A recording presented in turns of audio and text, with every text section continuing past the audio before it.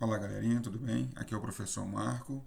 Nesse vídeo eu vou corrigir as questões de matemática do sexto ano, referente à semana 3, tá? Do volume 2. Já aproveitando, dê um like no meu vídeo, se inscreva no meu canal e ative o sininho para receber as notificações.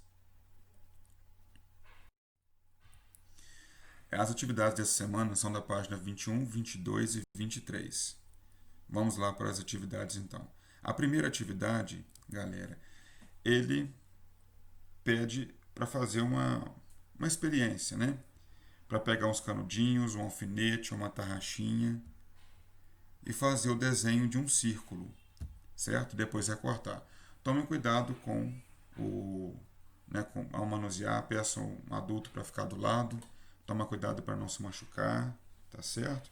Então, a primeira coisa que ele pede é o seguinte: depois de colocar os canudinhos ligados, né, juntos pela pontinha da tarraxinha ou por um alfinetinho, que vai acontecer? Ele pede para girar um dos canudinhos e representar uma volta completa com o movimento do outro canudinho. Então, feito isso, a imagem vai ficar assim, ó.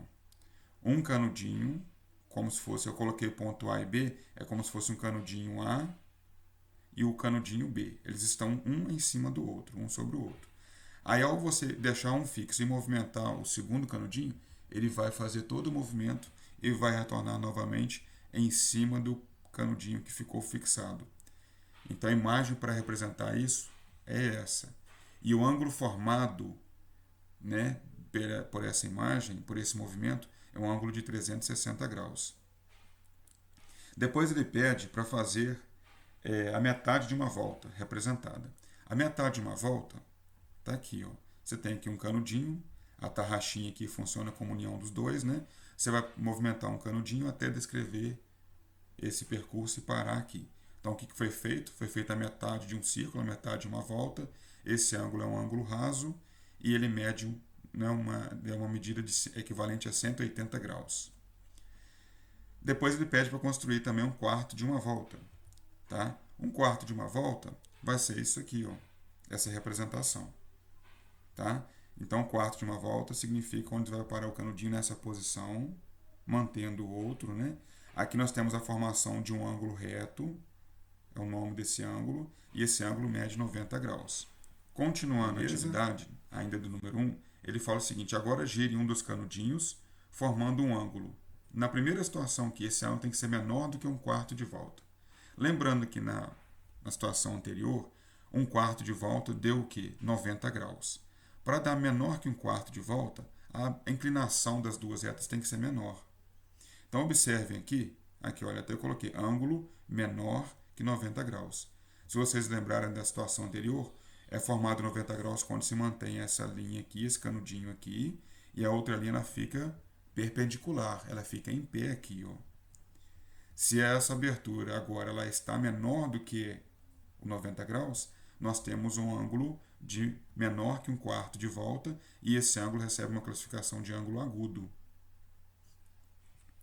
Na outra situação, ele pede para construir um ângulo maior que um quarto de volta.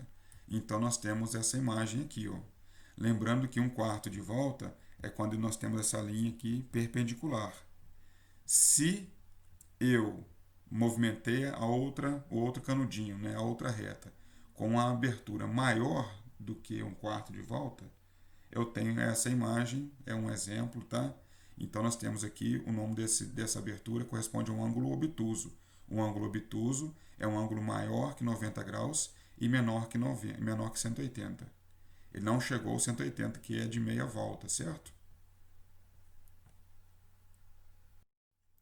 Na próxima atividade número 2, ele pede apenas para fazer uma leitura com atenção, né? Então, vocês vão fazer o registro dessa ler e registrar ela. Os ângulos são medidos em graus. Ao fazer uma volta completa com um dos canudinhos, formamos um ângulo de 360 graus. Esse ângulo é chamado de ângulo de volta completa ou ângulo giro. Aí tem a imagem dele aqui. Ao dar meia volta em um dos canudinhos, formamos um ângulo de 180 graus. Esse ângulo é chamado de ângulo de meia volta ou ângulo raso.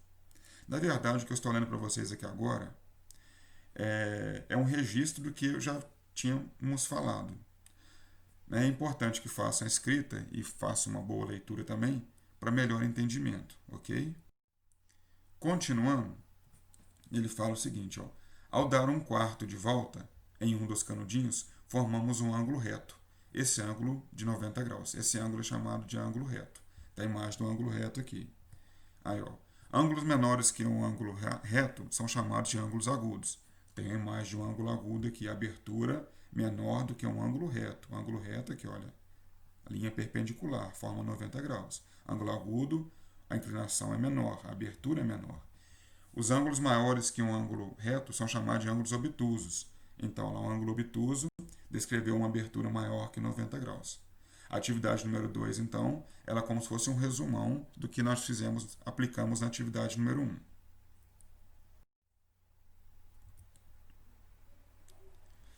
Na atividade número 3, ele faz o seguinte com a gente. Ele pede lá, vamos experimentar, né?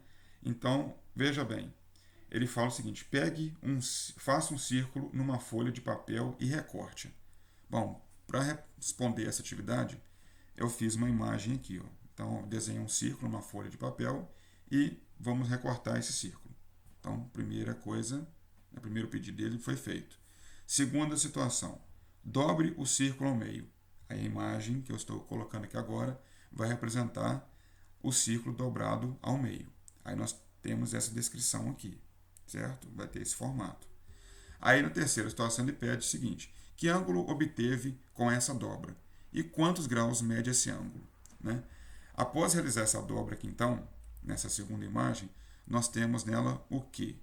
Que ângulo que foi formado? Qual que é o nome desse ângulo? Foi formado um ângulo raso, ou ângulo de meia volta.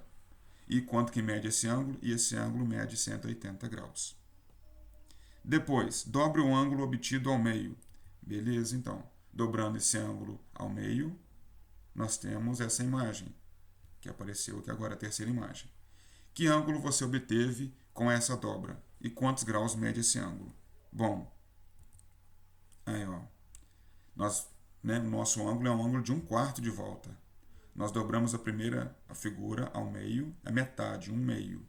Aí, um meio, ao ser dobrado novamente pela metade, nós transcrevemos, né, essa imagem, e essa imagem ela representa um quarto do círculo. E esse ângulo mede 90 graus. Na atividade número 4, ele pede para classificar os ângulos seguintes em reto, agudo ou obtuso. Então vamos lá. A primeira imagem aqui, né, trabalhando com o relógio aqui agora, o que nós temos? Está marcando 3 horas. 3 horas aqui, ó. Um canudinho está aqui na linha horizontal, né? O outro está vertical direitinho aqui, ó. Então a abertura realizada entre esses dois ponteiros aqui é um ângulo de 90 graus, tá certo? Então esse ângulo é classificado como sendo um ângulo reto.